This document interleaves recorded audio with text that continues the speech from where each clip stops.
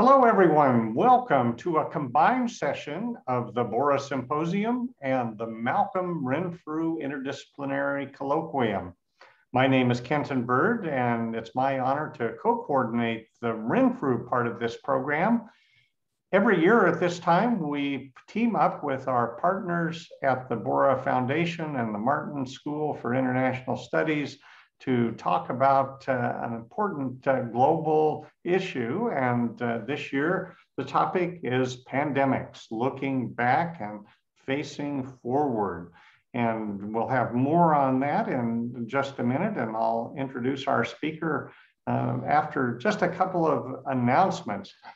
First, I wanted to let everyone know that today is the 100th birthday, the 111th birthday of Malcolm Renfrew, whose name honors this colloquium. He was born on October 12th, 1910, and died on October 12th, 2013, 8 years ago. There was a panel discussion last week that reflected on Malcolm Renfrew's life and legacy, and it's available on the YouTube channel for the Renfrew Colloquium. And if you'd like to know more about the man behind this program, you are welcome to watch that. But I do want to tell you about the next program in the Bora Symposium that will take place tomorrow, Wednesday, October 13th, 7 p.m. This will both be live in the Pittman Center International Ballroom and also carried on UIdaho Live as a live stream. You can find more information about the speaker, Michael Osterholm, on the Bora Symposium website. And I hope that you'll be able to hear that culminating talk as part of this year's symposium. As far as the Renfrew Colloquium, next Tuesday, 1 week from today, October 19th, we're taking a field trip. We'll visit the Idaho Central Credit Union Arena, which opened last week. We're going to meet Ray Pankoff and Guy Esser from the U of I Facilities Division on the West Plaza of the arena. You'll need a mask to go inside, but there will be no Zoom presentation. We might try and shoot a little video of what Ray and Guy have to say about this amazing new building. And then 2 weeks from today, on October 26th, we will be back on Zoom for our regular colloquium. And that particular program is going to be a preview of the Idaho Bach Festival.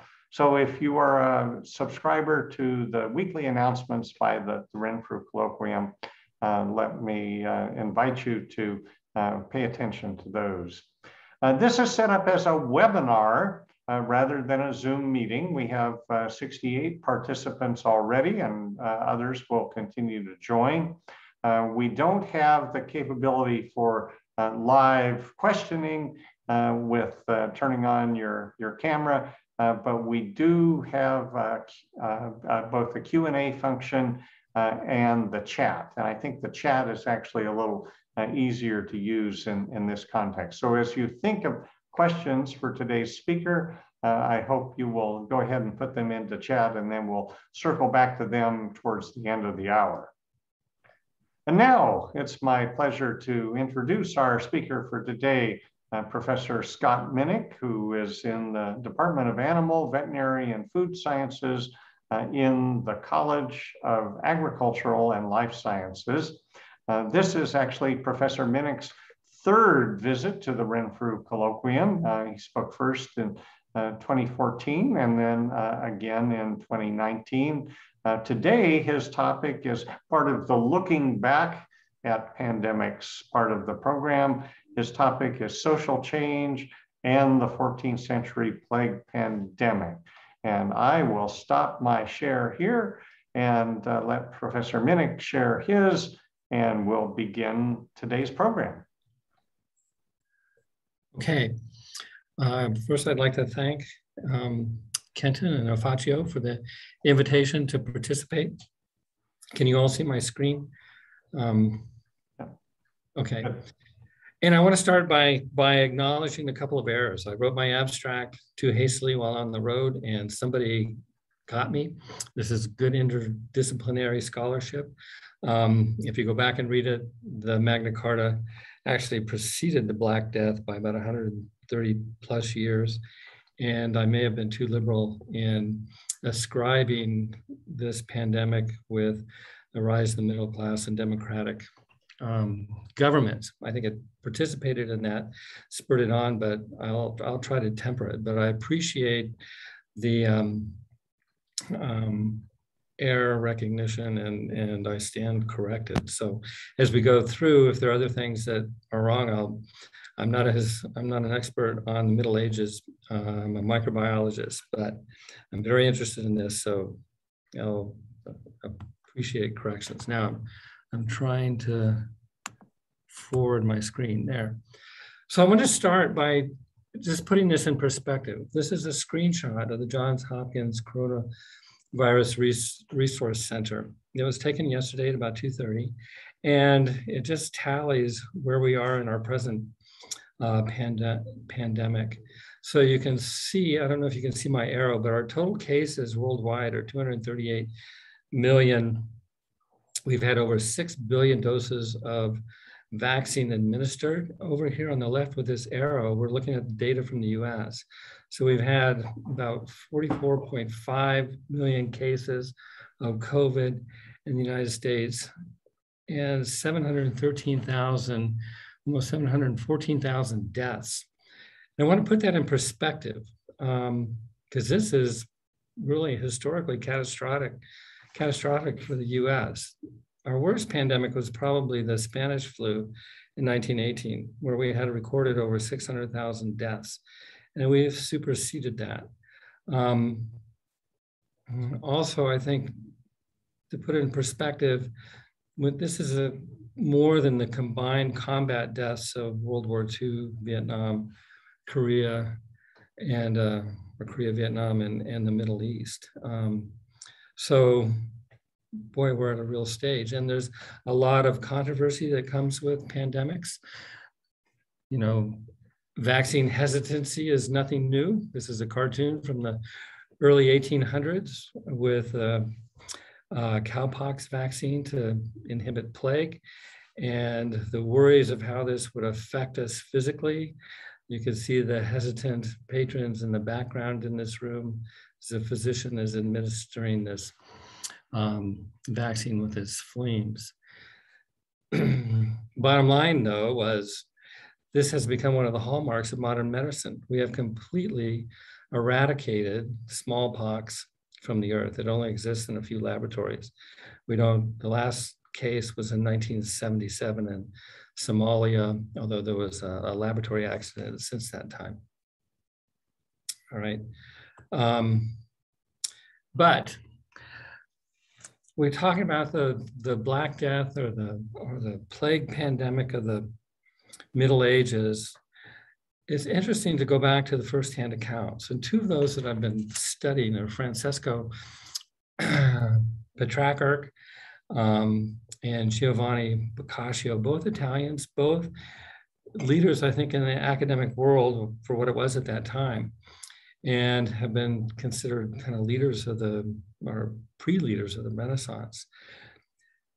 Petrarch wrote familiar letters, and Boccaccio, if I'm pronouncing that correctly, is the Cameron, which the introduction is fascinating to me as a microbiologist, describing the plague in Italy. And I have a quote here on the left from the Cameron, which is really 100 stories told by, fictional stories told by 7 women and 3 men that fled to seclude in a villa during the height of the pandemic in Florence, of the plague.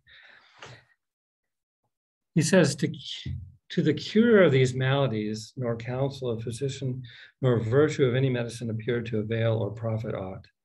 On the contrary, the number of both men and women who had never had any teaching or medicine was becoming exceedingly great. It's very similar to our present day. But well nigh all died within the third day from the appearance of the aforesaid sign. This would be the tumors or buboes, and this sooner or later. And for the most part, without fever or other accident, which to me, this last part is very interesting. As a microbiologist, the hallmark of plague infections are the lack of inflammatory response early on. In terms of everybody, those who had no teaching in medicine be throwing their oar in the water reminds me of this cartoon that came out last year in the New Yorker. Let me interrupt your expertise with my confidence. So this is kind of the dark side of social media. Petrarch, in his familiar letters, the first one, titled to His Socrates, which was one of his acquaintances that he met, the Flemish Ludwig van Kempen, he writes, "What are we to do now, dear brother? Alas, we have already tried almost everything and no rest is in sight. When can we expect it? When shall, I'm having a hard time reading this let me move this a little bit. Where shall we seek it? Time, as they say, has slipped through our fingers.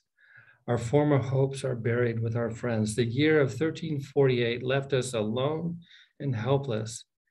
It did not deprive us of things that can be restored by the Indian or the Caspian or the Carpathian Sea. It subjected us to irreparable losses. Whatever death brought is now an incurable wound. There is only one consolation in all this. We too shall follow those who preceded us. How long our wait will it be, I do not know. But this I do know, that it cannot avoid being burdensome." So this was written in the height of this catastrophic pandemic. There were aftershocks. I'm going to talk about the date line, but aftershocks of the initial 5 years of the Black Death, they proceeded well into the 18th century. Here's a picture, a famous painting by Peter Bruegel the Elder in 1562, titled The Triumph of Death, which kind of captures the fear and chaos generated by this pandemic. You can see this is a port city. There's a horde of skeletons coming into this city. People are fleeing into the church. There are others that are partying, eat, drink, and be merry. If you were a king, you had no defense against this plague.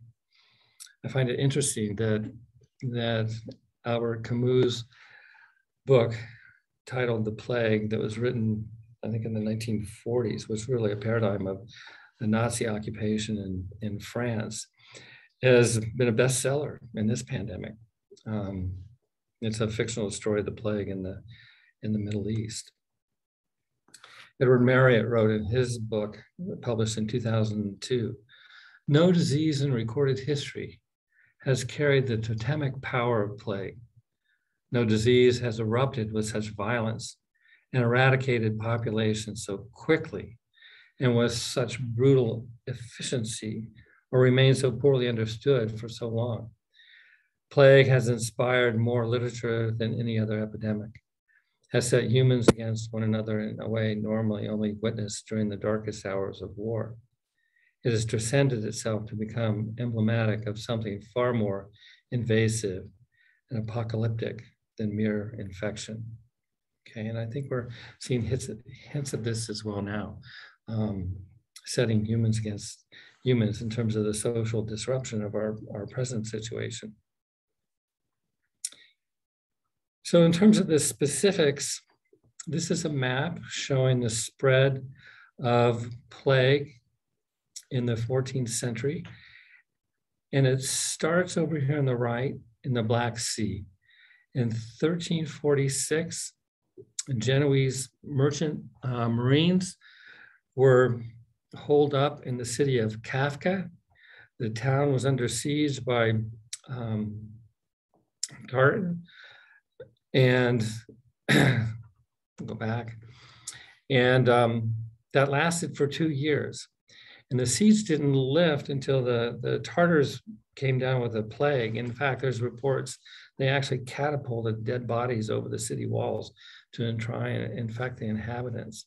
But the siege eventually broke, allowing these Italian merchants to sail back to Genoa, and they stopped at in Constantinople, where the disease was spread. And then you can see these black arrows showing the route of the infection as they carried it back east to Italy and other areas around the Mediterranean. So this is color coded over here on the left. You can see in this Pius is 1347, 1348, 49. So in the course of 5 years, it kind of circumscribed Europe and came back into Northern Europe and into Russia, almost a full circle in 5 years. And we estimate that it killed almost a third, other estimates are more, of Europe's population in this 5-year period. It had social ramifications. You can see the aftershocks, peasants' revolt in 1524, and even in England.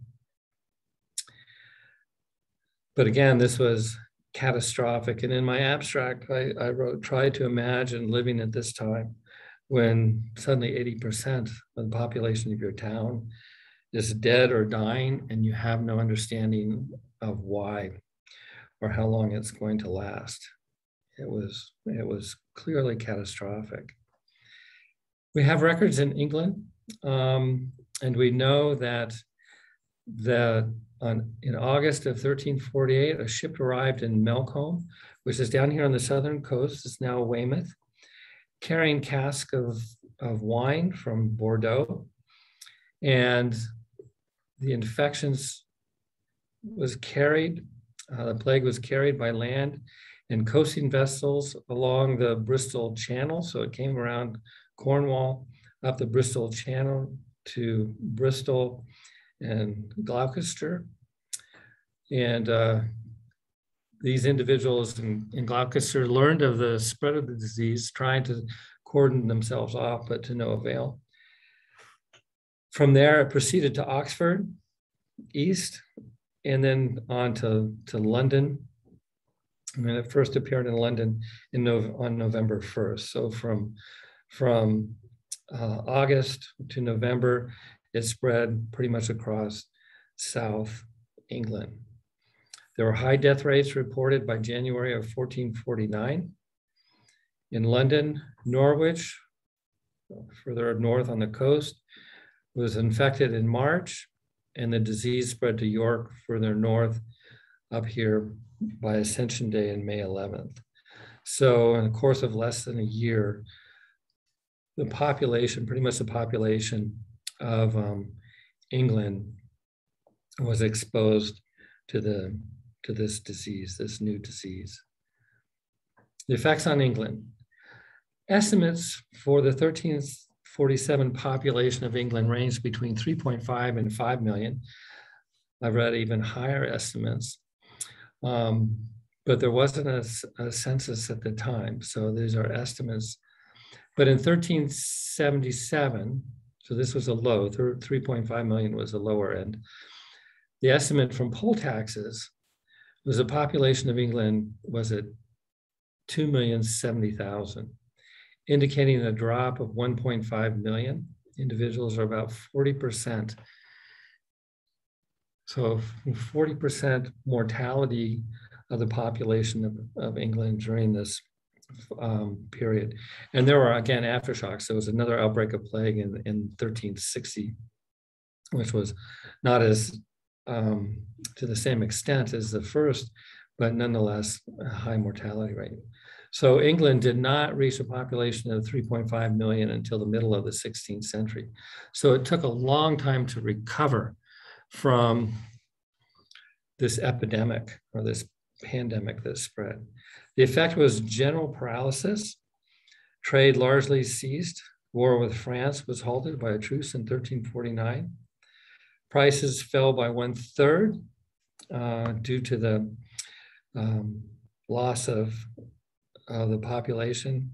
And peasant agricultural workers doubled their salaries the first year. Of course, that reversed because there wasn't enough labor to get the next crop in the ground efficiently. And although the feudal system in Europe persisted for centuries, in England, the peasant ceased to exist, according to Cartwright, from his book in 1972. The farmer and the land worker took his place. So you see this rise of the middle class, and certainly they were more mobile and actually could demand currency instead of labor for food or land. The church also lost power and influence due to loss of labor for their land holdings and their impotence in stopping the disease. In Europe overall, the population in 1347 was estimated at 25 million, declined by 1/3. In France, townships generally had a 50% loss in population, rural areas somewhat more protected, 30%. Germany was similar to France. Scandinavia was particularly hit hard due to a famine that preceded the plague, and when it arrived, agriculture in Sweden collapsed, trade ceased, famine ensued. And there's even a story that plague reached Sweden due to a ship that was adrift off the coast. They rowed out to it, found all the crew were dead. They took the materials out of the hold, including some of the rats and that carried the plague. And that's how it was introduced. Italy had a high mortality rate, but the government recovered fairly quickly, and I think was better at maintaining infrastructure than some of the other countries in Europe. One of the black marks of the plague, of any pandemic, and I think we see this to a degree in our current situation, is you want to find somebody to blame. And here, the Jewish community was held responsible in many areas. Individuals were tortured, made to confess that they had purposefully contaminated water and drinking sources. Thousands were killed, others forced to flee. And as I said, this is a common thread in many epidemics. When syphilis broke out in the 1500s, it was a French disease, or the Italian disease, or the Muslim disease, or the Jewish disease. So we seem to, as societies, want to pin responsibility on someone. But the pogroms that occurred in Europe and Spain and France and Germany, to some degree in Italy, were horrible. Pope Clement, I think the sixth, who was in Avignon at the time in France, issued a bull releasing the Jews of any blame, but it just wasn't withheld. So this was a horrible, and in part resulted in migration of Jewish populations into Poland and Eastern Russia, where they were accepted.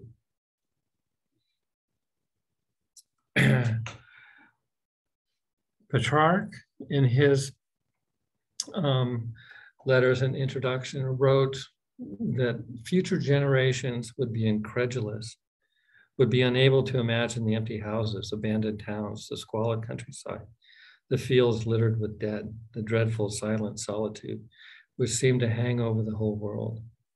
Would posterity believe such things when those who had actually seen them could hardly believe themselves? Again, it's hard to imagine what these individuals experienced. If we look at the history of pandemics, this was taken out of National Geographic last summer, in part from COVID, but there have been 3 plague pandemics recorded in history, and we think estimates of around 300 million deaths due to them. The first one was the plague of Justinian in the 6th century.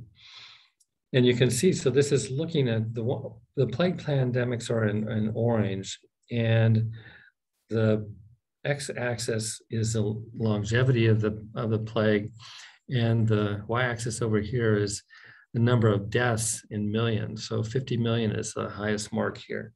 And so you can see that in this time period under Rome, the first advent of plague was indeed devastating. The second pandemic of the Middle Ages that we just talked about is shown here. And then the third pandemic that started at the end of the 1800s and 19th century and extended into the present is in modern times.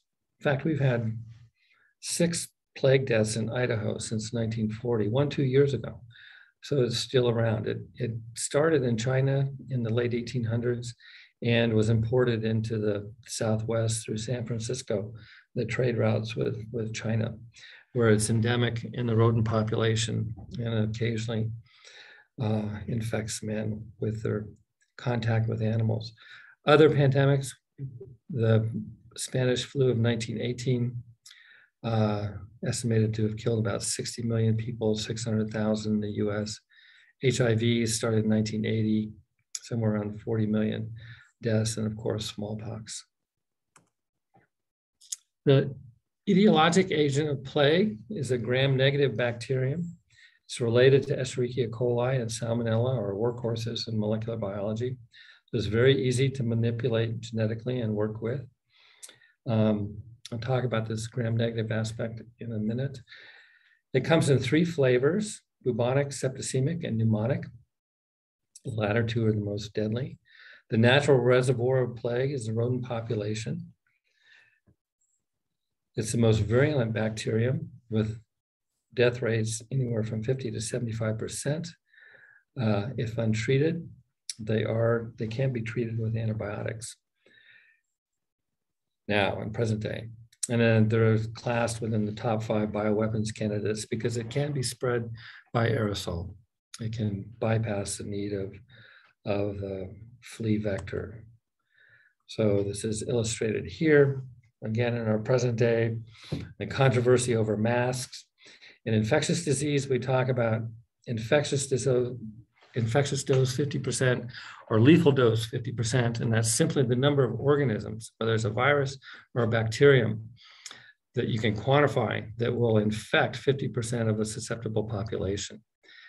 If it's spread by aerosol, you can see this individual sneezing, he's backlit. Some of these droplets in the micron range can carry viruses or bacteria, remain suspended in the air for hours. This increases the infectious load in the air. So anything you can do to reduce that load, that infectious dose, whether it's a mask or a handkerchief or even your hand. And of course, this is a good illustration of why it's important with these diseases to wash your hands. Aerosols are an important and deadly means of spreading disease. So this is a plug for anything you do.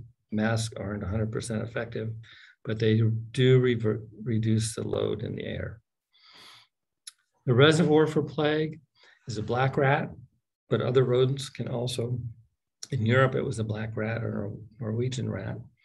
And the vector for transmitting the disease is a flea. This is Chiapas. This is one that's undergoing what we call flea blockage. So when the flea takes a blood meal from an infected animal, and there's sufficient numbers of the plague organism, Yersinia pestis, it will cause that blood meal to clot or form a biofilm in front of the digestive tract or the proventriculus. And as a consequence, the flea can't get the nutrients from this and will go into a feeding frenzy and either try to bite the same host to take another meal or go to a different host. When it does that, it will regurgitate this clot that's teeming with bacteria onto when it takes another blood meal. And so you deposit organisms next to the bite, which can be rubbed in, and the Yersinia pestis has access to the bloodstream. Right, so it's a very efficient mechanism of transmission. The disease itself has an incubation period of 2 to 7 days, again, dependent upon the dose that you receive and the route in which it's acquired, whether through the lungs or a flea bite, has a rapid onset with little fever at first. The hallmark of Yersinia or plague infection is there's no inflammation. These organisms are very adept at shutting down our primary immune response or nonspecific immune response.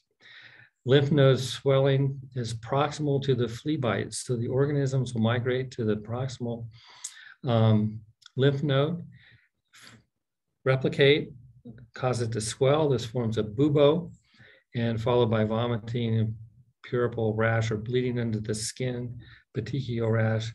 Septicemia follows, and death from septic shock within hours to days of bubo development. Barrier medicine is required for patient treatment.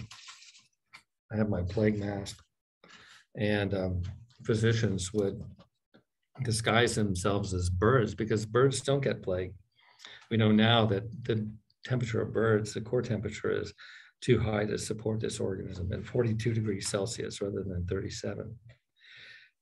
Here's an individual that has a bubo under the armpit. These can be along the neck, in the groin, wherever a flea bites you. And this is a blood stain, Wason stain of peripheral blood from a septicemic patient. You can see red blood cells stacked here, white blood cells, and the bacteria has this bipolar stain, very characteristic of a safety pin, looks like a safety pin in terms of its staining characteristics. It's called the Black Death for a reason. You get systemic spread, petechial bleeding under the skin, which will turn black. So this individual is recovering, but at one time, as you can read in the caption, his entire body was black. You get a severe drop in blood pressure, lack of oxygen flow to the peripheral digits, and this individual has lost several toes as a result. But at one time, this patient's entire body was ekmycotic. So again, during the Dark Ages, when this first erupted, it just caused panic in terms of the severity, the symptoms of the disease. Historically, and now with molecular biology, we know that Yersinia pestis, the agent of plague, is a recent clone or derivative of Yersinia pseudotuberculosis. This is an organism that causes mild disease, a gastroenteritis, rarely even treated. But the sequences, the genomic sequences, when compared, are about 99% identical, with the exception that Yersinia pestis has lost 13% of its active chromosome that Yersinia pseudotuberculosis has. So it's acquired mutations. When this came out, our lab was looking at loss of some of these functions, particularly motility and several others. So the plague at one time we knew in its history had been motile and has all the genes, but a student of mine identified a single base pair mutation that shut off flagellar biosynthesis. And so we were wondering, what is the advantage? Is there an advantage to that? When these results first came out in the early 2000s, it was reported in the preceding National Academy of Science. The authors mentioned these results provide a sobering example of how a highly virulent epidemic clone can suddenly emerge from a less virulent, closely related progenitor. And again, we're seeing that with COVID, as we're seeing variants that become more virulent. But in this case, it was loss of genetic information by mutation, and not just a change of a protein, say, reacting with a receptor. This was kind of antithetical when our group and several others first proposed this around 2005. But there's a reason for it. And I just want to give you one example, and I'm getting close to the end here. As I mentioned, Yersinia pestis is a gram-negative bacteria, which means it's different from gram-positives like staph or strep. They have an outer membrane, which these other bacteria, gram-positive, don't. And importantly, the outer leaflet, so this is a lipid bilayer. There's an inner membrane, lipid bilayer, much like ours. But the outer leaflet has this compound referred to as lipopolysaccharide, or LPS, or endotoxin. And instead of glycerol with two fatty acids coming off it, this is a dimer of glucosamine with 6 fatty acids coming off it. So this over here on the right, we refer to this as hexaacylated lipopolysaccharide. And why that's important is that this is a pro-inflammatory compound. We call it a pathogen-associated molecular pattern molecule. We have specific receptors that look for this trademark of gram-negative organisms to alert our primary immune response there's been a breach in the defenses. So this TLR4 stands for toll-like receptor 4 that interacts with hexaacylated lipopolysaccharide. The plague organism has a mutation, a single base pair mutation in the gene PAG-C, which adds 2 fatty acids to this dimer, and also a loss of LPX, which also can do that. So at 37 degrees body temperature, plague by these mutations is tetraacylated, and it's not recognized by this toll-like receptor. In essence, by this mutation, it's sliding under the radar of our primary immune response. If you repair either of these genes, this is a deletion, this is a base pair difference in this gene, you can restore hexaacylated, and instead of having a lethal dose of 100 organisms in a mouse, you can give a mouse a million organisms and they'll clear the infection without any symptoms. So that's just phenomenal that a mutation can lead to this high virulence. We did a similar experiment when we were running our Biolevel Safety 3 laboratory here on campus. When we were developing a vaccine, we had money from the NIH.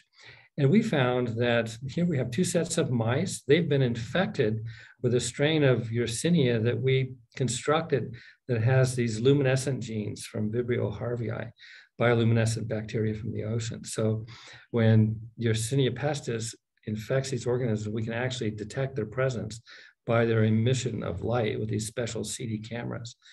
So on the left, this is our control group. They were given 10 lethal doses between the shoulder blades. This was our experimental group, and 12 hours before they were given the infection, they were injected with 1 microgram of a synthetic lipopolysaccharide, this hexaacylated compound that stimulates the innate immune response. It recruits neutrophils or macrophages to that site.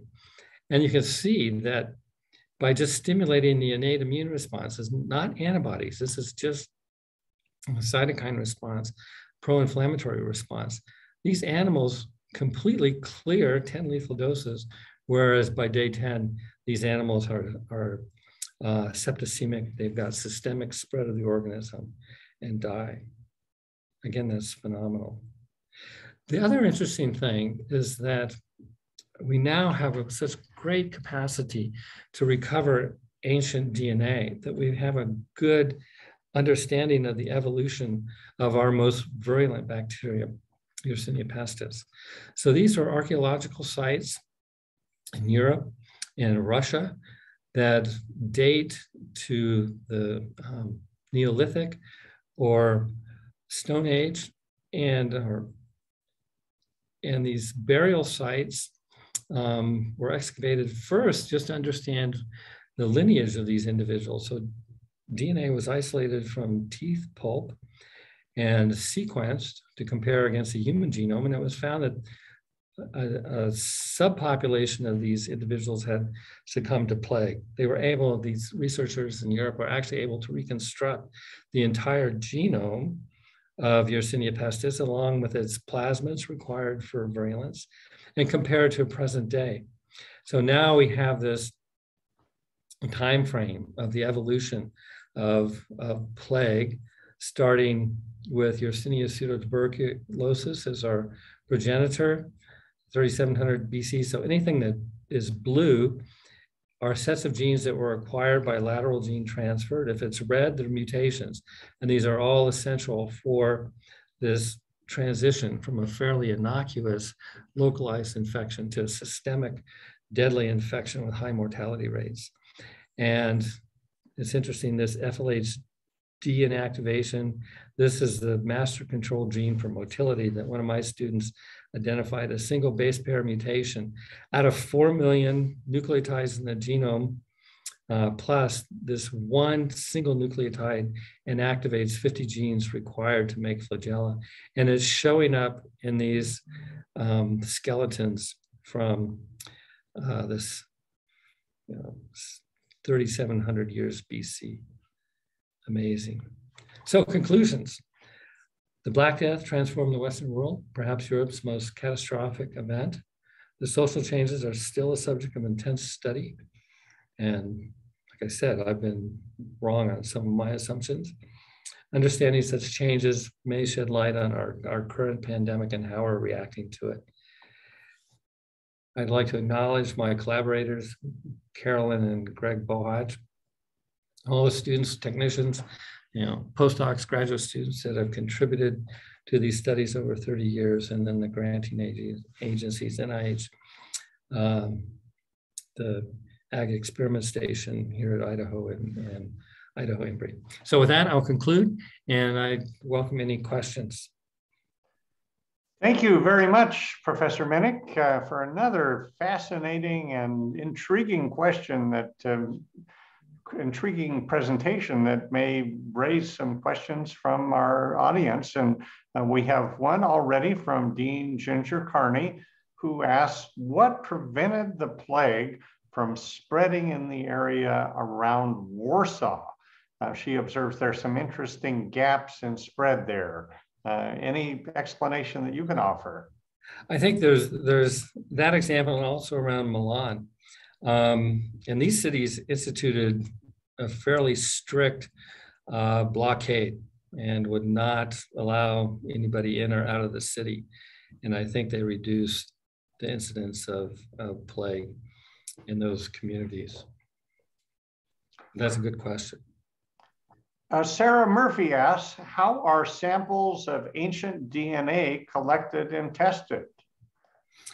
That's a good question. And I think the best sources are from bone marrow and teeth pulp. So this can be extracted by standard DNA methods and then sequenced. And then it's just a matter of getting enough sequences. So you do millions of runs and then assembling this by computer programming to, establish the entire genome. And this has just been perfected within the last 10 years or so, I think. Amazing.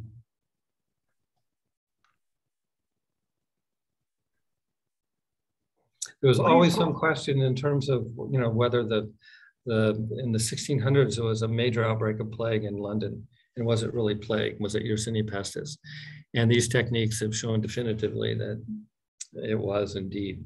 And it's not that the genome sequences aren't that different from our present day genomes. So a couple more questions came in. Maggie wonders, have you observed common social changes across multiple pandemics throughout history? Common social changes across multiple pandemics. Well, I mentioned that there's always this necessity to ascribe blame to somebody. And so there's a commonality. I think there's always, hesitation of new technology, new techniques. Certainly, if you look at Semmelweis, well before Kogan establishing the germ theory of disease, just public sanitation and how it could reduce the spread. This was met with resistance by physicians. You have to wash your hands, you have to sterilize your gowns. I don't know, but that's a good question, one to look in. Maybe somebody else has better insight on this. Here's a question asking, where are existing samples of the Black Plague stored today? Is it a biosafety level 4 Fort Merrick type of thing? Yersinia pestis is a biolevel safety 3 agent, and we call it a select agent. So anybody that works with it has to be registered with the CDC. if you're using virulent strains. Now, there are strains that are attenuated that you can work in biolevel safety too. But here at the University of Idaho, for a number of years, we were in the select agent program and operating the biolevel safety 3 laboratory on campus and doing these experiments. But there's a lot of oversight, a lot of paperwork, and a lot of, and for reason. Professor Tanya Miura asks, are there specific genomic changes that correspond with the difference in length of time during Plague 1 and Plague 2? She observes they both killed the same number of people, but the duration was quite different. So any genomic changes? I don't know. I don't know. I think they're minimal. I think the strains from Justinian time period and those in present aren't that different in terms of their virulence components. These were acquired by lateral gene transmission. You have to have a pigmentation set of genes on the chromosome that that includes genes to sequester iron from a host, essential for ability to establish infection in rodents or any mammal. And then the type 3 secretion systems on the plasmid and capsule production, but those are all present. So I don't think there's been that much change. Maybe some stripping down of the genome. Just anytime you have a smaller genome, I think it can be an advantage because you replicate faster. Here's a question from Sherry Dodson, who asks, does the identification of the latest genetic manipulation imply that a vaccine might be developed? Yeah, in fact, we were funded by NIH to produce a vaccine, and we made one that there was a vaccine that worked against bubonic plague that was withdrawn because it didn't protect against pneumonic. And of course, with biowarfare, you worry about the use. We don't have a vaccine where it can be spread by aerosol. We need a good vaccine for pneumonic plague, and we developed one that was very effective in 2 animal models. We were all set up to go to New Mexico to the primate center as a biolevel safety 3, and then our collaborators with GlaxoSmithKline that were producing part of our adjuvant pulled out. They were worried because of it, exposing primates to this in the lungs might affect their uses for others. But no, there are other strategies. You need vaccine really is effective if you have antibodies against a capsule, which is protein in nature, and the tip of like a spike protein on the surface that we call a type 3 injectosome. And if you have antibodies against both of those, you're good. George Siskondalis asks, you mentioned a lab accident. Could you talk a little bit more about that? Was it caused from gain of function research? I think the lab accident that I was referring to was in England with smallpox. And so they were doing some research. So the last natural case of smallpox was in Somalia in 1977. So vaccination has eradicated it, but there was a lab accident where an individual contracted smallpox. To my knowledge, there haven't been any recent lab accidents with Yersinia pestis. But we have a number of cases per year in the US, anywhere from 10 to 40, but it's always bubonic plague, somebody acquiring it in the wild, through a chipmunk or hunting, skinning an animal that gets bitten by, and they get bitten by fleas. So it's resident in the rodent population in Montana, groundhog population in southern Idaho as well. Brian Dennis is curious about the plague in Athens in 430 BCE. Do you have an opinion as to the identity of that plague, which is often attributed to the bubonic plague? It's been a while since I've read about it, but I think the last consensus was that it might have been the measles, just from the description. But I'm not sure. We're winding down, and we have a couple of questions that I think that are asking for comparisons to our current pandemic. One is, during the events of the Black Plague, Spanish flu, and other pandemics, how was economic loss compensated for, or economic disparities adjusted during and after the pandemic? Again, that's a good question, and I'm not sure I'm the person to ask. I did read that with a drop in prices in England, that the government tried to fix them. So there was some effort in trying to stabilize the economy. I don't know how successful that was. And there was also efforts to try and stabilize wages, because the survivors, the workers could demand higher wages, and so those in power were trying to curtail those efforts, but I don't know to what extent. Well, if there are any economists in the audience, please put a comment in chat to respond to that point. Another question from Maggie. She's asking, what lessons did we learn from the plague that could be applied to the current COVID-19 pandemic? Anything that you could see as a parallel, particularly on the social effects? Certainly our term for quarantine came out of the plague, quattro, 40-day isolation. This was